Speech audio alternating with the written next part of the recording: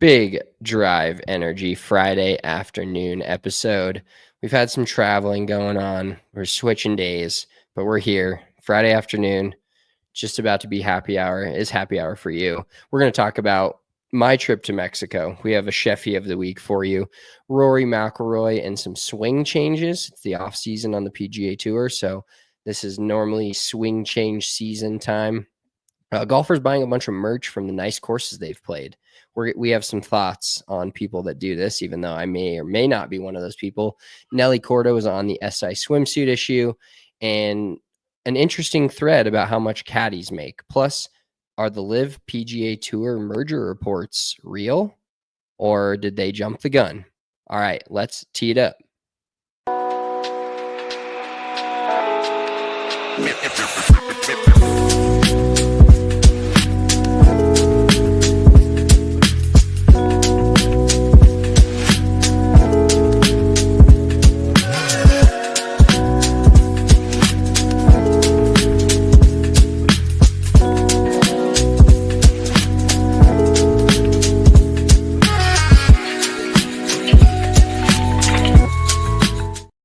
Big Drive Energy Friday afternoon.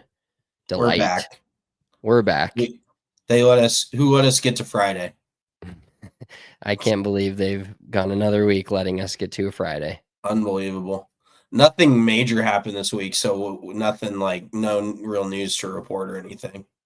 No, not really. I just I haven't been to the office since last Friday. I went in today for like 10 minutes just to grab something, and then I was just out, to feel something. Yeah, it's been a WFH week. I'm WFHing. You're definitely the guy that enjoys going into the office, which I guess I've never really. I kind of worked a work from home job, but I see no problem with like working from home as long as you have a routine. I guess, other than the fact that you have a 16-month-old that's also at that home while you are, so that I could see how that would be a bit of an issue. Yeah, I mean it can be a bit of an issue occasionally, but overall it's just like a matter of getting into a groove with it, you know. It's just a matter of like being able to schedule your meetings, know when those are. Wearing sweats all day is nice. That's a really nice feature of being able to like right now I have slippers on. Yeah, you wear slippers with socks, which is absolutely psycho shit. Let's get into your weekend. How was Mexico? Did you Mexico? Wait, give me 1 second. I never got a check-in on the over-under on cocktails. I said at 14.5. You're a little bit of a lightweight. So did you get there? Oh, I smashed that for sure. I was did at you like throw up? No, I did not actually. It's just you know, when you are at an all-inclusive or you're getting all you can drink, like I don't know if they're really the strongest cocktails, but I still have a cocktail variety issue. Like it's even worse when I'm not paying for it, or I'm not paying like out like at the moment I receive the drink, because dude, I ordered, so we were watching the Broncos game at the sports bar. We got the big screen TV. It was an incredible setup. I start out in the morning with a screwdriver, which in Mexico, a screwdriver is tequila and orange juice. Not really my favorite. I bet that took you by surprise a little bit. Yeah, well, I said tequila, orange juice. I actually ordered it. I was like, yeah, we'll get into some tequila. We'll try to keep it consistent. That's what I say every day. I know I'm going to drink for a good amount. I'm like, I'm going to just drink tequila today. So I start with tequila sunrise, which is actually a screwdriver, apparently. So he's like, yeah, you mean screwdriver? I'm like, yeah, whatever has tequila and orange juice in it, just fucking whip it up. So he brings that over. I start with that. This is at breakfast. And then I head over. We watched the Broncos game, sat on the beach. The last hour of NFL, you know, that last hour before NFL football, it's like the worst hour. And for you, it's even worse now. Like, I can't imagine having to wait till 1 o'clock on a Sunday. I would not for me. And like tomorrow, this Sunday, we have Germany game, 7:30. Like I'm in one all day. But that last hour, we just went and sat on the beach, just waited for the Broncos game to start. So that was incredible. But then I get up to the bar and I order a pina colada. That sounds good. I hear somebody say it. Pina colada, great. Then I order Dos Equis. Then I order another Dos Equis. Then I order a red beer. then I go to a margarita, then I go back to a margarita, then I go vodka soda. Like I'm just a mess. I just can't keep it consistent. I don't know what it is about the fact of just re-drinking and just being like another one, the Kirk Stoffel, just one more, just one more. Like I can't do it. I can't just sit there and drink 12 Coors Lights. I love the variety of drinks, and then it always comes back to haunt me. Well, I got to tell you, you just did what you do with rounds of golf when I ask you like how you played. It's just a simple one sentence response, and you somehow turned it into telling me exactly what you drank for all the different scenarios, which is what you love to do with your golf round. I ask you how you played, and then all of a sudden it's a shot for shot response. So I guess it's on brand for you, at least, that you would you would just list every single drink that you had. Have you ever had a grasshopper drink? No. Enlighten me on what that is. It's like a mint. It's like a mint shake almost. It's like mint chocolate chip, like ice, like liqueur or ice cream, and it's like greenish. And it is like the best alcoholic drink I've only had it in all inclusive in Mexico, and that was like the best shit I've ever had. I probably had like 6 of those. Damn, I should have ordered some more grasshoppers. I fucked up. Yeah. So their wedding was on a boat, correct? No, the reception was on a boat. Or not the Okay. reception. The reception is the wedding. The ceremony is the wedding. The reception, yes.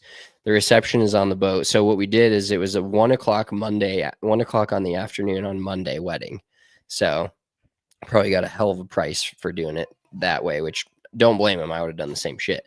So the wedding was at 1 o'clock. It was over about 2-ish. And then there was a bunch of pictures, and everybody was on the beach. There was about 70 total people that made the trip down from her family to his family and all of his friend groups. And there was no like wedding party per se. It was just them two up there. And it was a great wedding, super fast. I complained about being hot. Now I'm looking out at 20 plus inches of snow, which is, just a big L on my part for complaining about being on the beach, drinking all sorts of a variety of drinks, which I will not get into again, but I'll get scolded, be in the doghouse.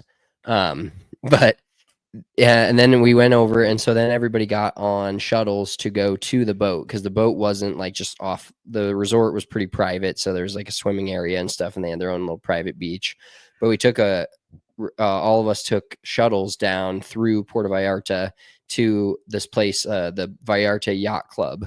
So there was just a bunch of boats, and they took us out to the middle, and it was supposed to be a sunset cruise, which it technically was, but there was no sun. It was pretty cloudy the entire time, and it was kind of ominous, like what we were driving the boat out into from the port, just like going straight into a freaking like clouds, and it looked like it was raining. It wasn't raining, thank God, but all these like birds were just swan diving and just nose diving into the water, grabbing fish. It was kind of wild, but so that part was on a boat. But I'll tell you what, these shuttles, thank God we were only in 4 of them. I guess in 4 days, it's kind of a lot, but we shuttled obviously from the airport to the hotel, and then hotel to the boat back to the hotel, and then hotel to the airport. The people there and the driving there is absurd. There is not a rule in sight. There's not a stop sign in sight. There's a few lights. There's cobblestone streets. Like they just go. And I feel like whoever's bigger, which we were normally in a pretty decently sized shuttle, like we weren't in a bus, but whoever's bigger just gets to go. And that's how they determine it. And then you got motorcycles flying around cars and stuff. I'm like, I don't know how many accidents there is here a day, but it's got to be pretty high, or it's low because there's just no rules. And it's like that theory of you give somebody no rules, and then how far do they actually go, versus when you give them more rules, how do they break the rules? Because it's like the game of hockey. They just everybody polices themselves. Yeah, exactly. Like a street hockey game, or 3-on-3 basketball game with no refs. Well, then you just call fouls every time you get bumped, and then everybody bitches at you. I will say that the thought of a reception being on a boat, as cool as it sounds, I feel like I would get seasick, especially if I was shit-faced. Oh, God. Like, I don't feel like that would go well for me. Yeah, no, it was, I think Kylie got a little seasick for sure. I couldn't find her at one point. She was just, there's a second level. So yeah, there was 2 levels to the boat, and then they brought us food and shit. Like it was a full on, like, I mean, it wasn't like anything high level, but they just brought drinks and drinks and drinks, and they had a bunch of people running around asking if you want drinks, and there's a bunch of places to sit, and then there's a dance floor kind of on the front of it where they once we ended up docking, they also had a slide, so we were going off the slide into the ocean. That was pretty electric. Off the second At the level. reception? Yeah. You were in swim trunks and shit? Yeah, I brought swim trunks. Yeah, I was wearing something, and then I brought swim trunks. Everybody brought swim trunks. So then they were just hitting the slide, jumping off. I'll show you this on the screen. It's pretty electric. But I just realized that while you're finding that, that sounds like my nightmare because you're literally held captive. There's no option to leave. And I am definitely I'm not a leave early guy, especially at a fun wedding, but also I don't want to go in at like 2 a.m. either. So I don't know when everybody went in, but that sounds like you're literally trapped. Like you have no choice. Yeah, and you kind of are, but at the same time, like the cruise started at, I want to say 4 p.m. and ended at 7. So it's not like it was we were back in the harbor by 7 p.m. So it wasn't, although we were trapped, it wasn't quite like the worst thing ever. Oh, this picture got blacked out in this group. It was literally a picture of Tyler just jumping in the air. It was incredible. And looking like Robert De Niro taking off that boat. No, he was jumping off the boat, but he literally had he looked like, oh, I got it. He looked like it's like the Michael Jordan. Oh my God, that's awesome. Yeah. So and basically where they docked are those big rocks and stuff. And so it took so long to get out there because the water was pretty choppy and it was windy. So we kind of had to go quick when we docked. Like they were like, keep you 2 more times down the slide. It was like the water park was closing. So we're all like shuffling up and down the slide. And you felt like a little kid running back up the stairs to the slide. Yeah, exactly. And then we went back in. But yeah, I mean, it was overall awesome. I'd say other than the shuttles, because the shuttles too, like talk about, like I wasn't seasick on the boat, but the shuttle, oh my God, like it goes up a couple stairs in the back. And so you have no like legit windows and you can't see. And you just like, you're just going on these cobblestone roads and you can't see and you're just doing it. Like it's insane. That sounds like an insane time.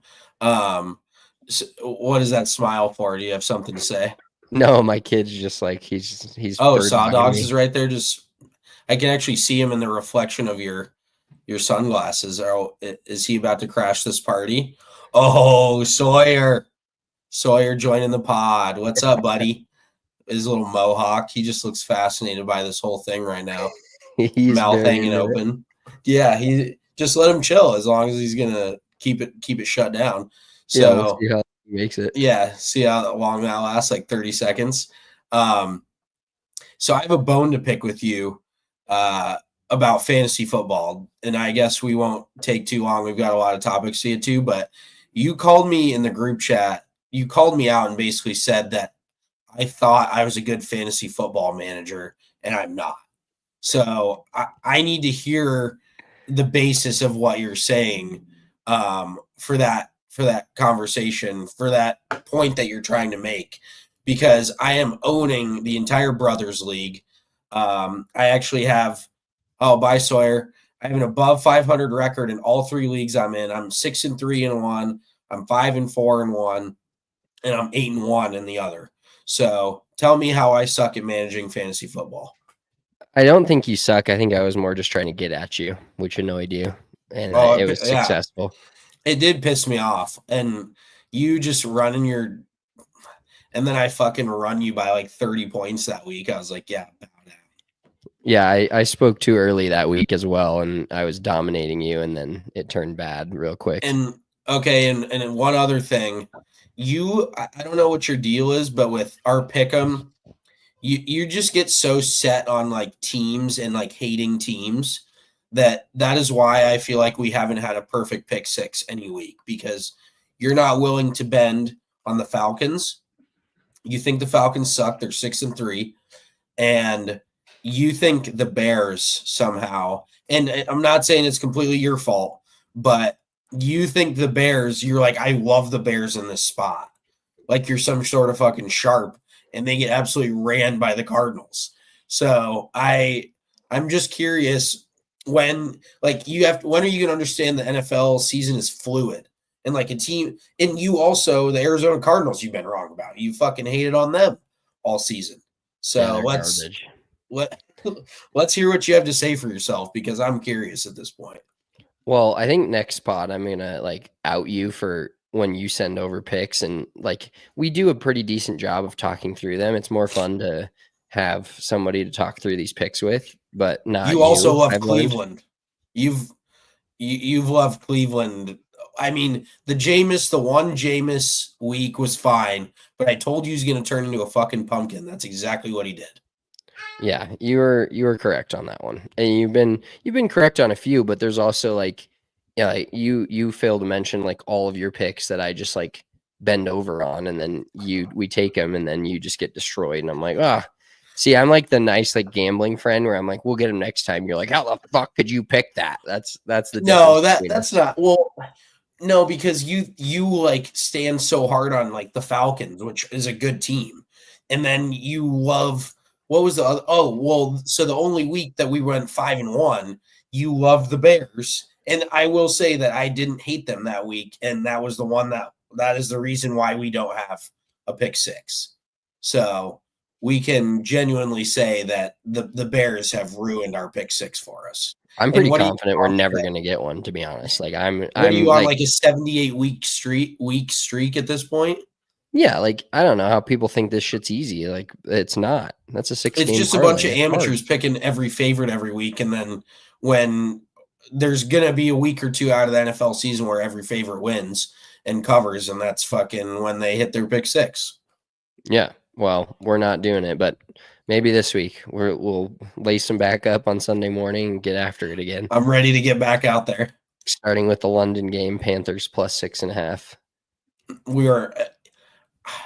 I mean, the Giants are the only undefeated international team. That's a fun fact. They're 3-0 in London. Not in Germany, I guess, but have any of those teams had Daniel Jones quarterbacking them? I think worst player in all time. I think they probably all have. I mean, haven't they just started playing in London the last 4 or 5 years? Maybe that's true. Maybe that's their couple wins a year. They always get the token. Maybe Daniel Jones just needs to. Maybe they need to move the Giants to London, and then he'll be good. Yeah, that's the same with the Jaguars. I think recently, obviously, they've played there more often than other teams, so their record is not as good, but they always seem to do decently well over there. Real quick, before we get to the Scheffy of the week, that just reminded me. Excuse me, I'm sorry. I'm dealing with this fucking. You didn't ask me how I was, but I'll tell you real quick. I've had the worst sinus infection of my entire fucking life. I have not been able to breathe out of my nose for like 4 days now, and I actually have clearance in one nostril, which is a miracle because these last 3 days I legit sound like fucking Squidward trying to talk because my whole nose is just so plugged. And I guess I've been snoring so bad. I feel terrible for my girlfriend because actually this morning was the first morning I woke up and she was still in the bed and didn't leave and go to the guest room because I was snoring so bad because I can't fucking breathe out of my nose. So I'm just sawing absolute logs, which I kind of do anyway. I mean, depending on how much I've had to drink, but then the stuffed nose has just been terrible. So I'm hoping to get rid of this shit here soon. I've been doing everything under the sun to solve a sinus infection, and nothing has prevailed thus far. Yeah, well, you got to be a nightmare to sleep with already. I've had a token few nights since we've been adults, and just a big guy, and probably I do like the gator roll. I gator roll in bed a few times. I rip the covers. I'm not that much fun. Apparently, I did not know this. Apparently, I guess I just fall asleep like this every night. Like, that's crazy. Just hands behind my head, our arms like straight up in the air, which is not how I think I fall asleep at all.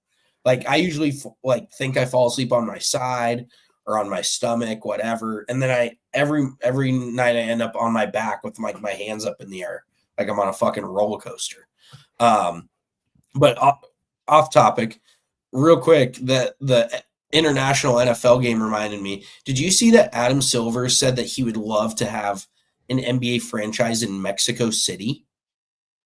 NBA? Oh yeah, Adam Yeah, Silver. Okay, I was like, who's the fuck is Adam Silver? I thought you were talking like Michael Silver, somebody that was in the NFL.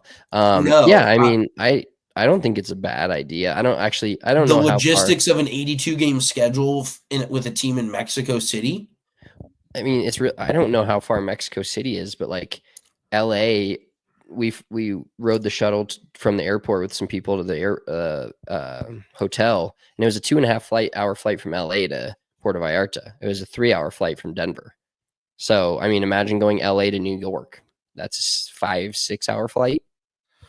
Yeah, I mean that's true, but think of it's an extra 2 hours. It is 2 hours south of the furthest south city in the NBA.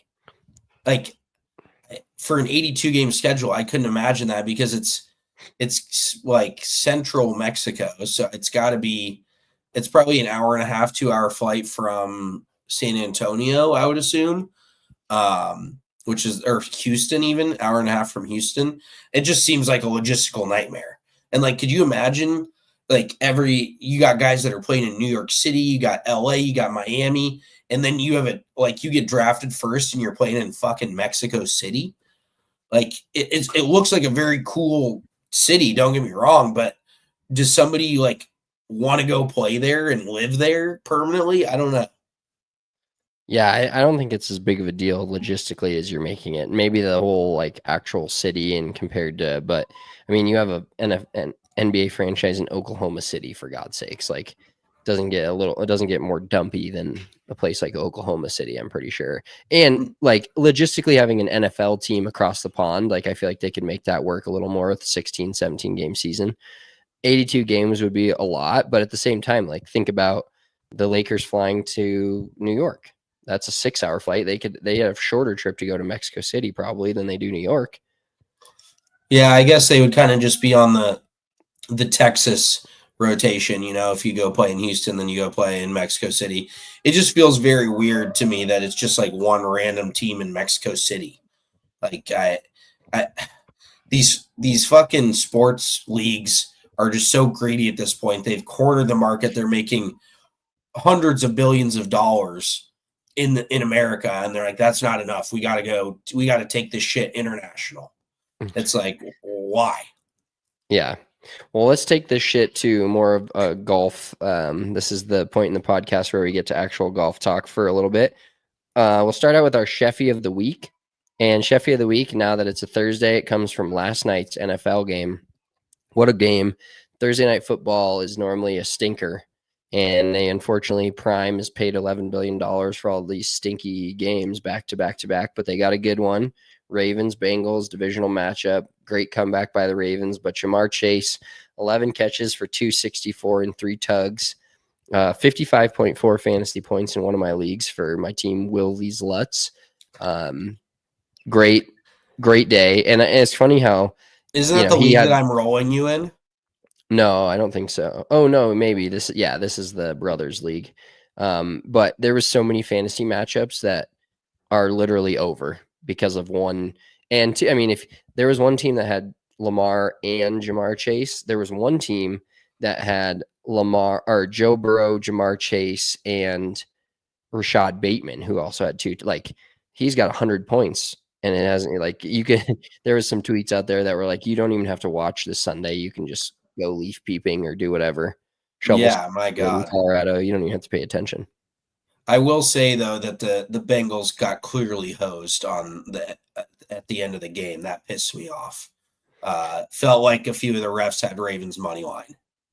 Yeah, that wouldn't surprise me. But shout out to Jamar Chase, our Scheffy of the week, with 11 catches, 264, 3 tuds, just an overall dominating performance from the man. Just like the two of the touchdowns he scored, like, what do you do? Like, that shouldn't happen in an NFL game. That should happen in a like Pac-12 after dark game with two high-level quarterbacks that are scoring 60 points. Like an NFL game on a Thursday night should not look like that. But it was fun to watch. I mean, it was unreal when the Ravens scored that. So what was it? They just got up 28-21, and then, or I'm sorry, they just tied it at 21, and then literally first play on offense, Joe Burrow hits Jamar Chase for 70 yards down the sideline. I was just like, what even is this fucking game? This is insane. Yeah, the back and forth scoring at the end, it was like unfathomable, but made it, like I said, a fun watch. Good football. And game. I mean, it was 14-7 at halftime, and the total ended up hitting 64. I think there was 40. Was it 69? 35-34, right? Oh yeah, you're right. I was thinking before that last touchdown, so that's insane. Yeah, and even though it didn't work out, going for 2 is the right call there, no matter what anybody says. As long as you don't throw it to fucking Trey Burton or whatever that dude's name is. Yeah, you gotta go to your studs on a scenario like that if you're going for 2 to win a game. All right, now is officially the point where we get to speaking about golf. First topic on the docket today, your favorite player of all time. I sent you a video of him swinging it, and you're a lot more dialed in on the actual golf swing than I am. So I'd like you to speak on your favorite player, Rory McIlroy, going through some swing changes. And we know, being in golf as long as we have been, it's the off season for most. There's still a lot of guys on the PGA Tour that are grinding at these fall events. I'm watching the senior something at Phoenix Country Club, which we've played. Great spot. But like a lot of the guys on the PGA Tour, the premier guys, are not grinding anymore. There's a few guys out there that are still playing in some of these events. But this is the off season. It's the time to kind of reflect on your 2024. You've got about a month and a half ish, 7 weeks. You got the Christmas season if you celebrate that until the new year, and Tournament of Champions is right around the corner down in Hawaii in the little Hawaii swing in 2025. But this is the time for swing changes. And I always tried to tell people this if I was giving them lessons. I try to tell them find another instructor for the winter because I'm not any good at making a swing change. But this is the time for a swing change. You don't want to try to do it, especially as a professional golfer, in the middle of the season, a la Victor Hovland or something like that. You want to swing your swing. You dance with the one that brought you because you're obviously good enough to make it on the PGA Tour, so you're doing something right. But what do you think about Rory's swing changes? What did you see? I know you said there wasn't much there, but I would imagine from my untrained eye watching it, he's just trying to get a little less inside. We can dive into the swing playing weeds here a little bit. Excuse me. Yeah, so he's basically, first of all, I'll start with this. He said he's been doing it for 3 weeks. That's not going to make a swing change. He's been swinging the way he swung it for the last 25 years. So 3 weeks is a fucking grain of sand compared to what if he actually wants to change his swing. But 2 things. Yeah, he's swinging too far from the inside, basically because his club gets a little too far across the line at the top of the backswing. So generally speaking, when you get pretty far across the line and then you rotate pretty hard, the club head kicks down behind you to the inside before kicking out in front of you. And so your path is a little bit further inside out. And that is kind of, it's a double-edged sword for him, or not. It's not a double-edged sword, but he is swung the way he has now for, like I said, his whole life. And he is one of the best drivers we've ever witnessed at the professional level, any level of golf. But then you hand him a 100-yard, 120-yard wedge shot, and he's getting stuck too far inside. So basically, he's just trying to probably get his club a little less across the line and get his hands a little less deep around him. So the hands are getting a little higher at the top of the backswing probably than they are around, just so he's dropping the club in a little bit more of a neutral area on the way down. But to the naked eye, you really can't tell that much. It's definitely a little less across at the top. And then I also saw another instructor that I follow pretty closely, Shaheen Nakjavani. I've mentioned him before. He's a very, very good instructor that I've followed for years. And he said that also Rory has a lot of lateral movement in his backswing, which basically means he's moving off the ball, which he does have a big weight transfer, and that's probably part of the reason why he creates a lot of the speed that he does. I mean, along with a lot of other stuff. But that can also create a little bit more of an inside out path. So he's basically just trying to swing less inside out. And he said that he locked himself in a room for 2 weeks with no results, no nothing. And maybe, I guess, I don't know if he had like a foresight quad and he had the numbers on like where his path was and all this without seeing the actual ball flight, because that would make more sense. But if you're just like beating balls with no launch monitor, like you can't even see any of your numbers, and what do you? I guess there's really not much of a point in that. But Hey, like, I'm actually gonna fight back on this for a second. okay, Yeah, hear me out. So this, I actually think, I gave a lot of lessons where people hit a lot of not good golf shots and then never got any better after my teaching. So I'm not sitting here saying I'm a great teacher, but I do think it's important for, especially like a lot of the people that don't know shit about shit from apple butter about the golf swing. For them, whatever. But there are people that watch enough YouTube videos or do enough things, watch enough golf or hear enough swing thoughts that they start to hear, okay, what makes the ball go right to left? What makes the ball do this? And then they try to counteract that. And I think in Rory's case, or just anybody's case, and I'd actually advocate for doing what he's doing. If you're trying to make a significant swing change, now it may not look that significant to the naked eye, and maybe it's not as significant as we think it is. But I think if you're trying to make a swing change, it's better for you to just recreate the motion over and over and over again without worrying about where the ball's going. Because especially for a guy like Rory, who it's, all these PGA Tour players have swing coaches, whether it's their dad or whether it's, whoever. They have people that a second set of eyes that are telling them, because you can't always see what you're doing or feel what you're doing when you're doing it. But if you're a PGA Tour player, you know enough about the ball flight laws and all the different swing stuff and where your swing has been and when it's good, when it's bad. But the more you see the ball flight, then you don't consider working on what you're trying to work on because you're too concerned with the ball flight. So I don't know if it necessarily applies to Rory. Like, I think he's almost too good to do that because he's so smart that he can like dumb down, like, okay, I shouldn't be worried about the ball flight, but like you're decent players that have a good idea of what ball flight laws are and what causes each different ball flight.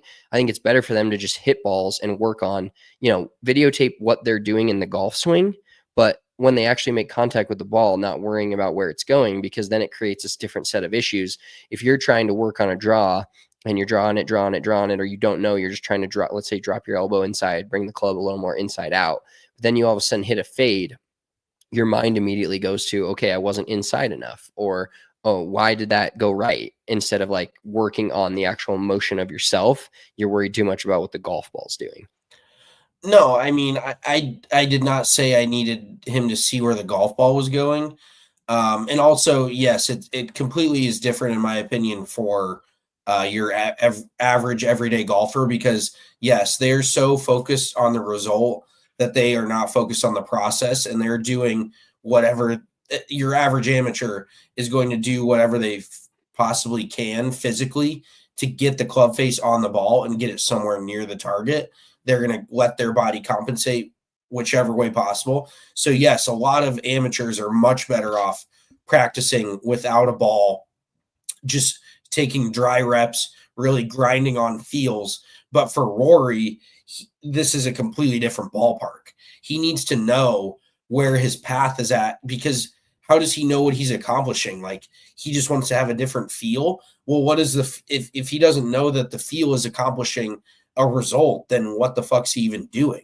Like, that's what I mean by it. He doesn't need to see the ball, but you need to know, like, okay, well, if I want to feel like I'm less across the line, then hypothetically that would mean that my path would get more outside in. But is my path actually getting more outside in? Am I actually doing what I have set out to accomplish? So that's where I said he's got to have a launch monitor, at least not a launch monitor to show him the ball flight, a launch monitor to give him his club path, his club face, shit like that. Because why would you grind on something that you think is better if you're not actually, no results come from it? Like that, then at that point, you're just working against yourself. It's a waste of fucking time. Yeah, well, I think if you're doing the right things and making the right changes without worrying about the ball flight laws, then when you go out in or where the ball is flying, But how when do you you go, know you're making the right changes if you can't see where your club path is or anything? well, that's what I was saying. I'm not saying it's important for him to make the swings without worrying about where his body movements are. He's probably still videotaping where his body movements are, but he's not worried about where the ball's going. Two separate, it's a cause and effect. Like he's more worried about training his body and his movements to go a certain way without caring where the ball goes, so that if he does that for 3 to 4 weeks and takes enough reps, when he goes on the golf course or goes to the range and practices, his body's doing what he has been working on, and then he finds out what the ball's doing in reaction to that. Yeah, I mean, I agree, but ultimately he's got to know, especially the level of golf that he plays at. You're not just fucking winging a swing change. That's like you being a NASCAR driver and being like, let's just completely put this different engine in there, not test it, and then take it out on the track and see how it does. Like, you have to have some sort of numeric value assessed and added to these swings that he's making in order to ultimately know if he's accomplishing anything. So that's all I'm getting at. But he's not going to accomplish much in 3 weeks. He could hit, unless he was literally hitting balls 8 hours a day, and then maybe he'd have a little something changed. But that dude's made millions of golf swings. It's going to take a full probably 2 to 3 months for him to make any sort of semi-significant swing change, if that's what he's doing. Like, and the crazy part is too, like, they're playing over this weekend in Doha, I think it is, and he made this triple bogey, and it was because he fucking like chunked a bunker shot and then ended up making triple. He didn't really necessarily hit a bat. Like, his big numbers are not coming from his golf swing. Obviously, if he would have putted worth half a fuck at Pinehurst, he would have won the U.S. Open this year. Like, and as much as I like to joke and say he's never going to win another major, he's been on the doorstep for how many fucking weeks in the last decade, and he just hasn't gotten there. And I don't know if you can necessarily, I don't know what his analytics team is, whatever. I guess you could probably point to his wedge game, but you can definitely point at his putting. So why is he so content with where his putting is, but then he's so quick to make this swing change when he's been one of the best drivers of the golf ball, especially this day and age where driving the ball is at such a premium. Like, he's creating 190 plus mile an hour ball speed this week over in Doha, and he's hitting it on a fucking frozen rope. It's like unlike anything I've ever seen. The advantage he has driving the ball the way he does, he's so much better off finding like, if you're grinding on wedges, then sure, but to grind on woods and long irons and shit when you're one of the best in the world at that just doesn't, I don't know if it makes a whole lot of sense to me. Yeah, I understand that. So does Rory McIlroy win a major in 2025 with this newfound golf swing? No, I still don't think he does. I think at this point it's more mental than it is physical. It's every single major that he is in contention and doesn't win, it gets farther away. It's not getting closer, in my opinion. It's becoming more of a monkey on his back. Yeah, I think that's fair. And a lot of it, like you said, is mental and not like he's one of the, it's not like he was Jordan Spiething it out there for winning his couple majors where he Making really, every 25 footer he looked at. yeah, you don't fundamentally find a lot of good in his golf swing or his game, but he just somehow wins. It's like the quarterback that throws for 200 yards but makes the game-winning drive versus the quarterback that throws for 340 and 4 touchdowns and seems to lose. That it's kind of some people what just you're can looking get at. it done. It's there for all the analytics in sports nowadays, which I somewhat support depending on what it is. There is always like an intangible factor that you just literally can't put a numeric value on. Like, if like Joe Burrow versus Lamar Jackson, in my opinion, Joe Burrow, I think, is a lot more clutch than Lamar Jackson. You look at talent-wise, Lamar is probably better in every single regular season stat there is, but then they get to the postseason, and I guess it does show up in the stats, but it feels like Joe Burrow has that clutch gene, and Lamar Jackson just does not to me. Yeah, that's a clutch gene it's never going to be quantifiable, but it's just that's where the eye test will always. I think the eye test will always have um, some sort of pull in a lot of scouts, and there's obviously not a ton of scouts in golf, but the eye test will always be something that's part of sports, no matter how analytical and analytics driven sports become.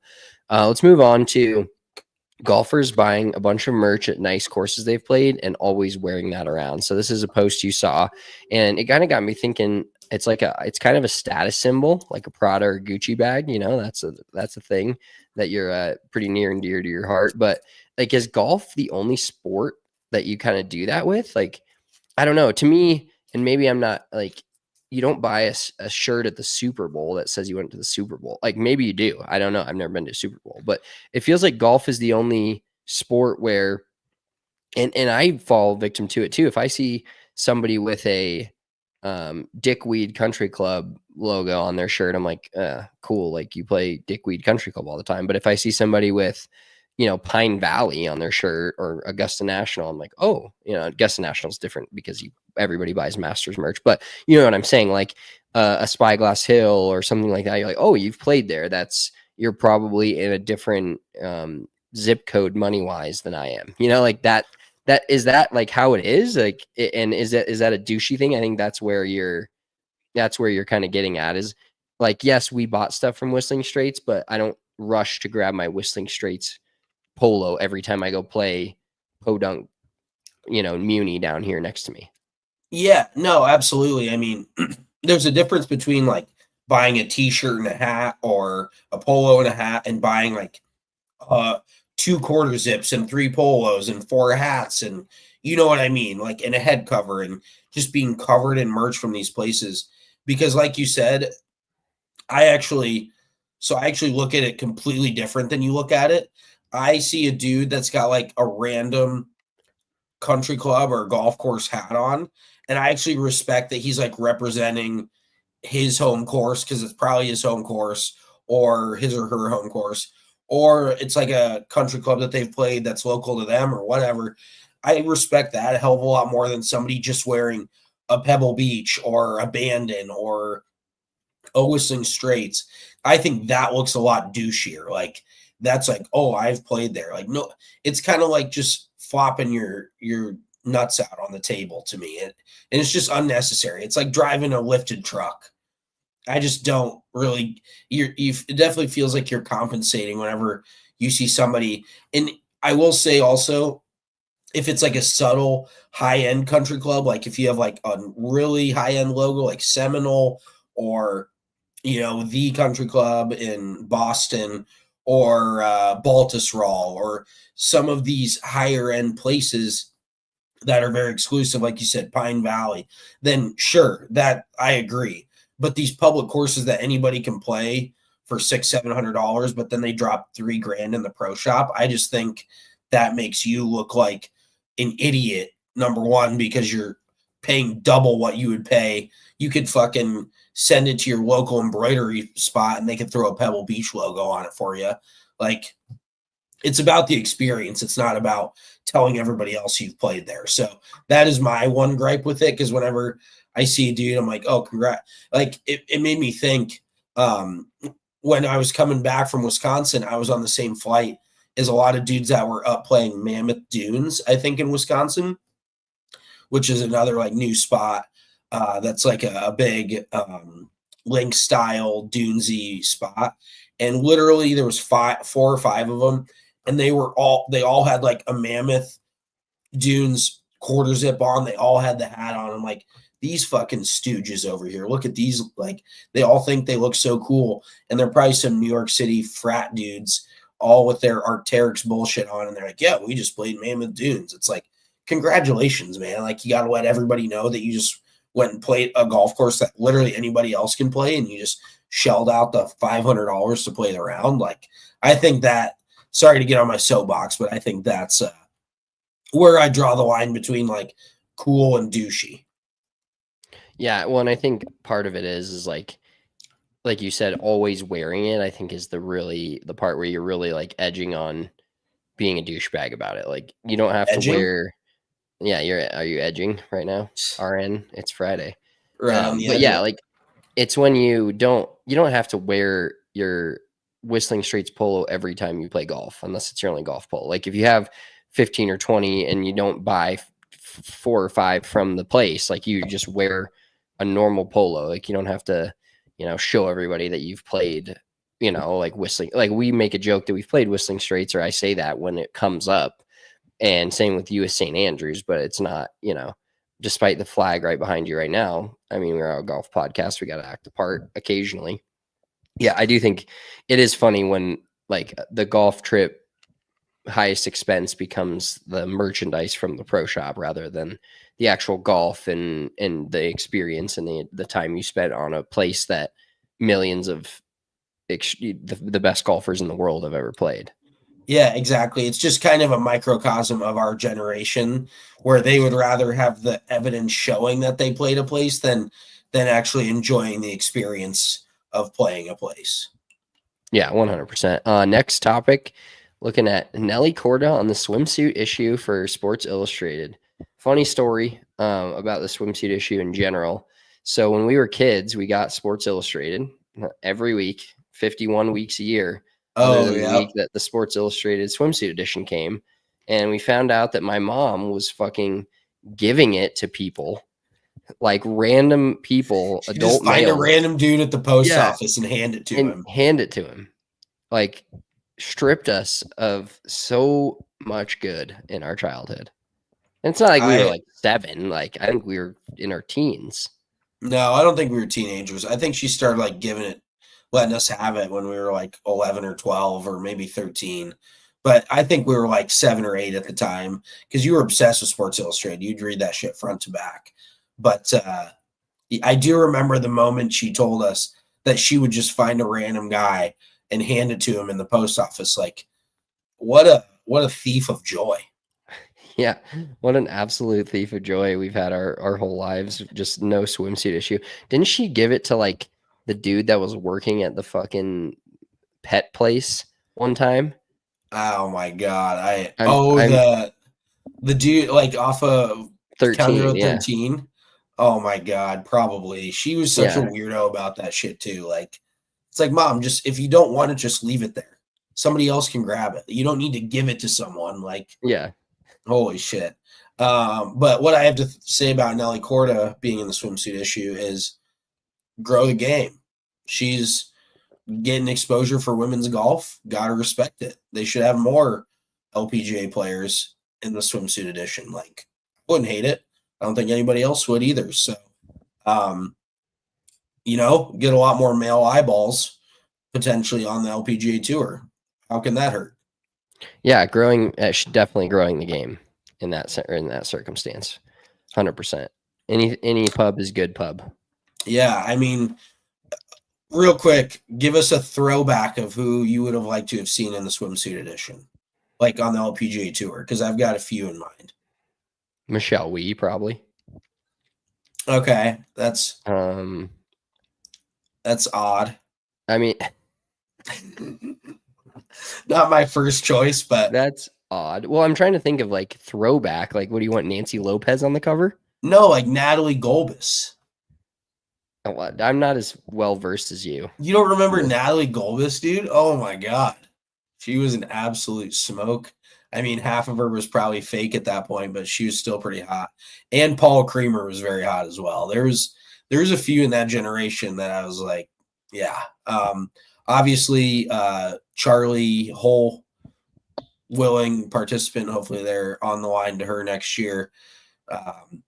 She already posted that shit all over Instagram, so might as well get in the magazine as well. But yeah, I'm just gonna leave it there.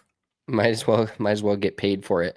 So this is something we touched on and we actually clipped earlier a couple months ago, and we talked about it. And now there's a Golf Digest article about it, and I think it's really interesting. And so this is the Golf Digest article and photo on Instagram is the key areas where pros are way better than scratch golfers. So there's the long-standing debate, not debate, but like they just need to let a scratch golfer play a PGA Tour event. A full scored, hitting every shot, taken out of bounds, doing all that stuff. And so the different pages of this, like the first one is proximity from the sand. And this is something that I said this, I was like, this is where I feel like pros are much better than the average. PGA Tour players are a whole different world than the average scratch golfer. Even somebody that's a scratch golfer is a really good golfer. And so the PGA Tour leader at proximity from the sand is Victor Hovland at 7 feet 1 inch. PGA Tour average is 9 feet 9 inches, and the scratch golfer is 19 feet. And this is something that actually kind of annoys me. So one of the comments actually on here that it's popped up, and I was just looking through these. Sand data between a PGA pro and a high handicapper is meaningless. Have the people that analyze this stuff ever seen a bunker on a municipal course? And there is some substance to that, but overall, like, don't just tell me that you throw somebody, close to our Castle Pines where we just watched the BMW.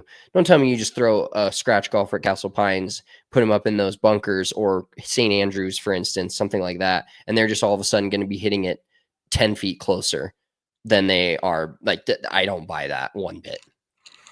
Yeah, I would definitely agree with you. I mean, surface has something to do with it, but that's not the reason why it's not as close. Like, and I'm sure when they tested this, because I don't know how exactly they tested it, but I bet they had to have some sort of controlled group where they were testing, or maybe is this Arcos data? I would imagine it's Arcos data. I mean, the PGA Tour players and averages are clear, but like I would imagine like Arcos has like everything now. Yeah, no, I get that. I mean, I would say that you got to probably take 10 to 20% of that and equate it to quality of bunkers for like your average scratch player. But at the same time, even if that cuts down to 15 feet from the PGA Tour average of 9, that make percentage from 9 feet to like 15 feet is like 30 to 40% higher for a PGA Tour player. So it's still a massive difference, like 6 feet closer, even if you cut down 3 or 4 feet for surface. Yeah, and I think something interesting too, just in my mind, obviously the pros are playing on better surfaces, not only on in the bunker but on the green. But the average scratch player, a lot of the scratch players, like I guess it's just more where we've seen it, but they're not playing greens near as fast as these. So those bunker shots are a lot harder when you have greens that are lightning fast. Now, every bunker shot isn't created equal. Some may be easier if you're just getting it out and it's rolling all the way down to the hole. But most of the time it's like easier if you can carry it closer to the hole and have a slower green versus these crazy fast greens that are glass that the PGA Tour are playing on. I bet you put scratch golfers out on those and they're 3-putting and they're hitting bunker shots way past. The second photo, or the biggest difference, is a 20% difference in proximity from 75 to 100 yards. Have you seen this recently? Did you read this? No. Okay, who's the PGA Tour leader in proximity from 75 to 100 yards at 11 feet 10 inches? Is it a recognizable name? Yeah, recognizable name, but kind of shocking when it comes to being at the top of anything. I don't even know where to start. Just tell me. Justin Thomas is number one on the PGA Tour at 75 to 100 yards. And so PGA Tour average is 18 feet. So he's 7 feet better than the average PGA Tour player. That's a scratch golfer is all the way up to 22 feet 3 inches. And this is the stuff that when I read this and see stats like this, it makes me feel better about my golf game and has really like helped my mindset the last couple of years, because 75 to 100 yards, I'm not joking you, and I still feel this way in my mind. I know it's not true. I feel like I should hit it to 4 feet, 5 feet every time. It should be an auto birdie every time. Yeah. If I'm driving it to somewhere in between under 100 yards, it should be an auto birdie. Unless I severely miss-hit it. And even the best player on tour is only hitting it to 11 feet average. So it just goes to show you where the mindsets are in, my game and just in general on the PGA Tour. The last one was proximity from 150 to 175 yards.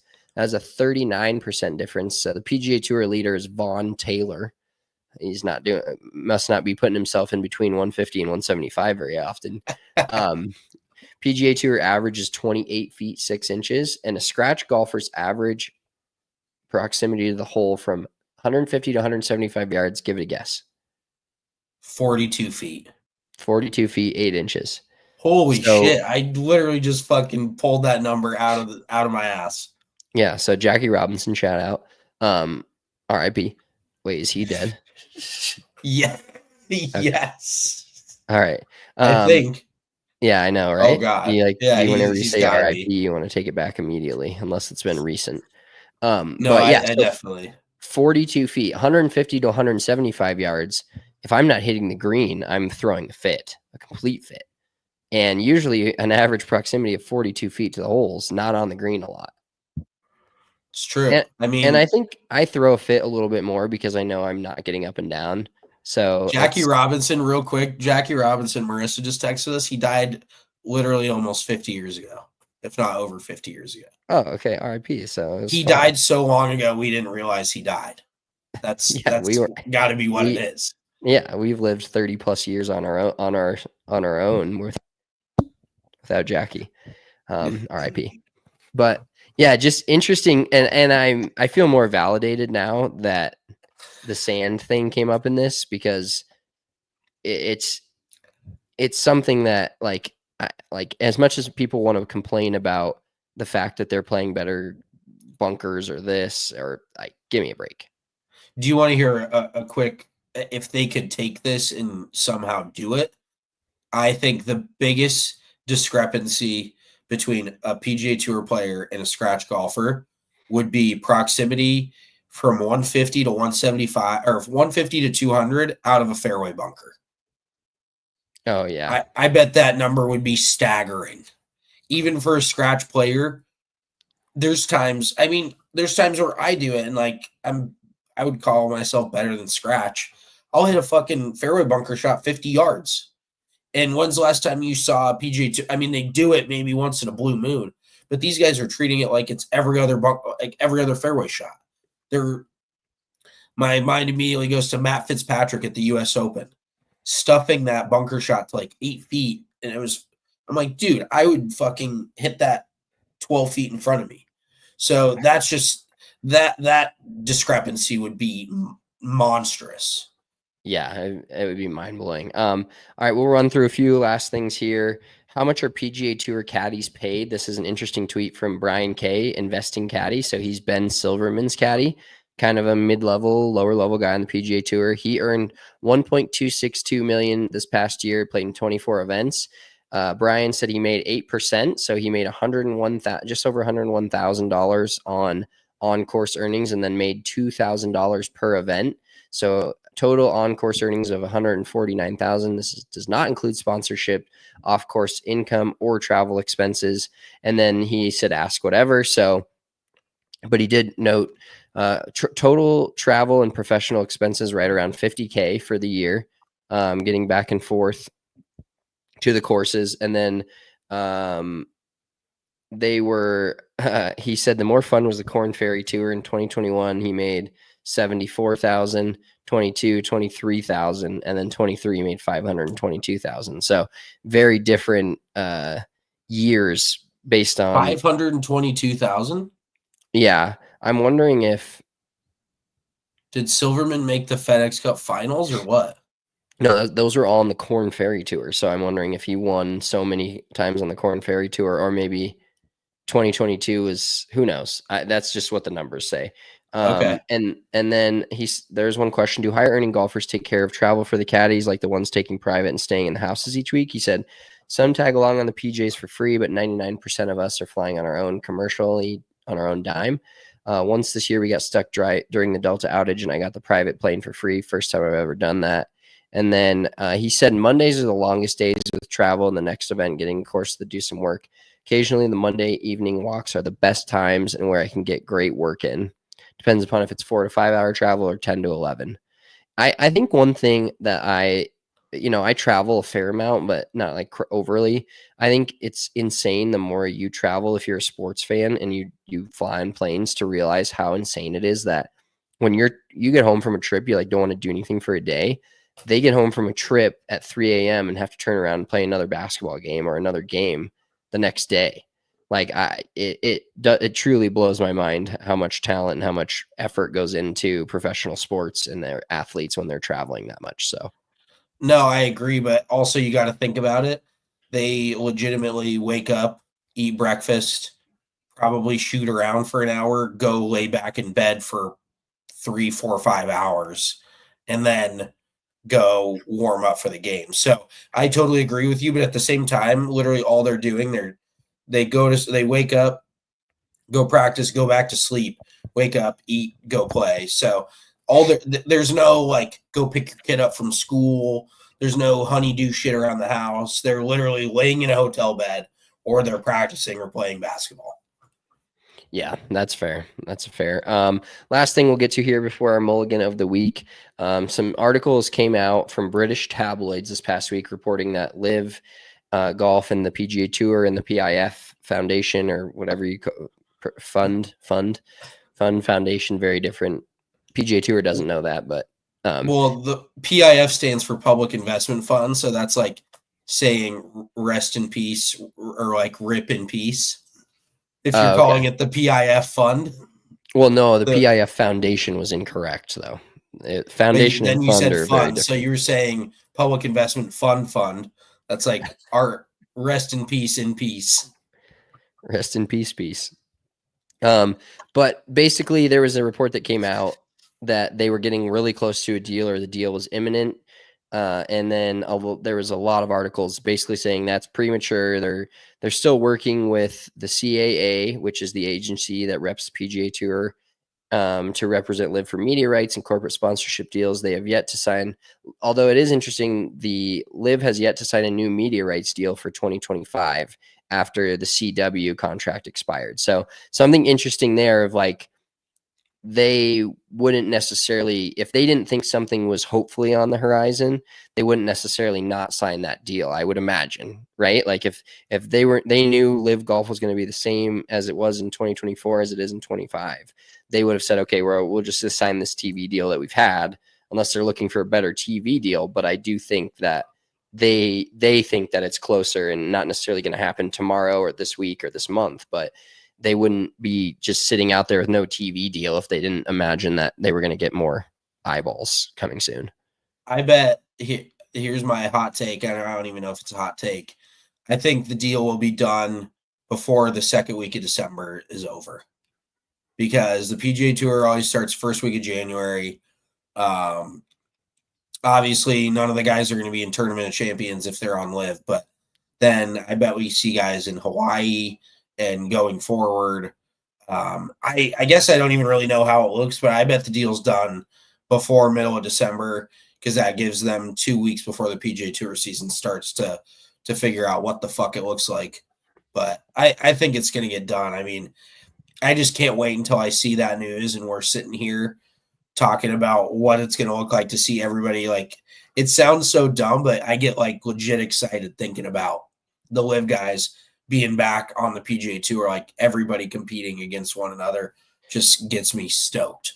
Yeah, like even watching the DP World Tour today and watching the names scroll across and seeing like, a bunch of guys that are not on LIV, and then you see Tyrrell Hatton right there and you're like, oh, it's like, ooh, piece of candy. Kind of exciting to see those guys like sprinkle in there. Oh, TH. All right, let's wrap this pod up with our mulligan of the week.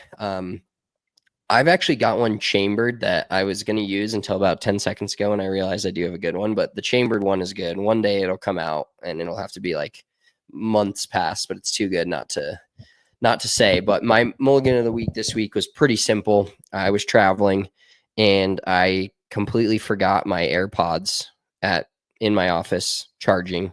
They're still there, actually. I haven't had them in 5 days. I have one AirPod that I lost the left one on the plane like 3 years ago.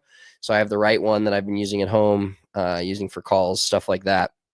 And then I did end up, so I raw dogged the flight there, although there was TVs. So they did have they gave us the disposable AirPods, like the ones that you just, or not AirPods, but the disposable wired headphones. I just call every headphone AirPod now. That's AirPod. So they gave us the disposable headphones, which I plugged in, watched The Big Lebowski, terrible movie. And I just didn't enjoy it that much. It was maybe partially the shitty AirPods in my ears, piercing them. The sound wasn't great.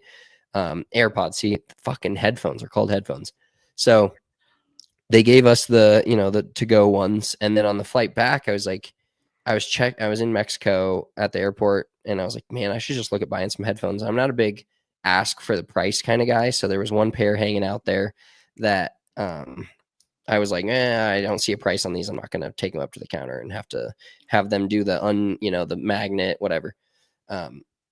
So I did end up buying a pair from a headphone claw, basically, game where, it's like a headphone dispenser, has a bunch of different headphones, and all the prices were in pesos. And so it looked really expensive. And then when I did the math on my phone, it ended up being like $80 for a pair of JBL over-the-ear headphones, which I've already been looking for some over-the-ear headphones. So like I wasn't about to purchase another pair of AirPods for a 3-hour flight, but I was like, this is something different that I feel like I kind of wanted. So I'm going to purchase these if they're a good price. And they were 80 beans for some over-the-ear headphones from JBL, like respected brands. So I ended up buying them. But yeah, I just don't know how you can forget headphones when you have 2-3-hour flights in 4 days. Like that's major L, huge mulligan. You are the king of that though. Like your mind is in so many different places that you end up forgetting like the simplest shit because there's so many big things happening that you forget the small things. So I get it. I was telling my wife this. I legitimately forget to wash my armpits, wash the soap out of my armpits out of the shower probably 2-3 times a week. I get out of the shower and I go to put deodorant on and there's still soap in my armpits. So I have to turn the shower back on, hop in there, wash the pits out. Your mind just wandering. Yeah. Oh yeah. I swear to God it happened. And now I like wash my pits like 3 times because I'm like, did I do it? Did I do it? Don't remember doing it. Oh shit. That's good. So my mulligan of the week, it's not necessarily for me, but it's for this dude. I was out for a hot boy walk last week and this guy drove by in a brand new Corvette, blacked out, sick car. His license plate said Batmobile, but it was B8MBLE. So sound that out for me. B8MBLE. Baitmobile.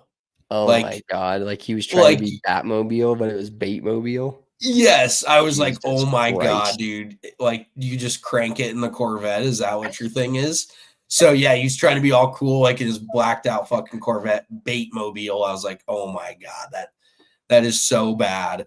Because that was the first place I was like, what is that license plate? I was like, Bat. I was like, but that's Baitmobile. And I was like, oh my God, what a fucking idiot. It would have been hilarious if it was MSTR B8. Yes, exactly.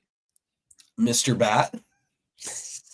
I was just Mr. Batting in the parking lot over there. And then this dude drove by me today and he had, those like license plate, like covers that you have on. I don't have one, but like you could get like, I think you have an Iowa one. Yeah. I have a Broncos one on my front. Oh, okay. This dude has a Brazzers one on his like Honda, like just on a regular Honda, like Accord. He drives by and I look at his license plate and it's Brazzers. I'm like, who in their right mind thinks to put and the first thing, like, am I an idiot? I'm like, is this guy a porn star? Like, does he work for Brazzers? That's exactly what I imagined right off the hop. I would assume he doesn't. I would assume he's just more of a fan. But who the fuck puts that on their car? Like, I was like, my God, these people are such idiots. I think it's so out of hand that it's funny. There's some stuff that's like quite like edging on out of hand that it's like, that's stupid. I think that's so crazy that it's actually hilarious.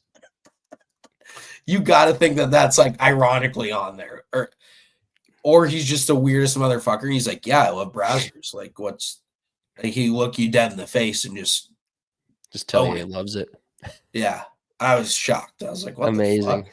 License plate gate. I'm gonna have to start. I pay attention to license plates. I actually do. That's like one of my kind of weird quirks. I do enjoy. Oh, also a Ferrari passed me today, and his license plate was just probate, which I think is like when you fucking I would assume it was a lawyer. I don't really know what I know what I'd have to fucking look it up. Yeah, I don't you know have exactly what probation is. I do cut, like, there was a guy I was driving behind the other day going slow as fuck on the highway, and his license plate was Dr. Bart. And I was like, fucking Dr. Bart, you went to medical school, but you didn't go to fucking driving school. I'm like cursing him out as I'm passing him by. He's going like 45 on the highway. Okay. Probate is the process completed when a descendant leaves assets to distribute. Oh my God. So he literally just got that car from his dead relatives. R.I.P. Oh my God. What a fucking, he's driving a $250,000 car with probate on the license plate. I was like, fucking That's respect, actually the dude. greatest thing I've ever heard. I know it's kind of law, but I didn't even think about that. He definitely just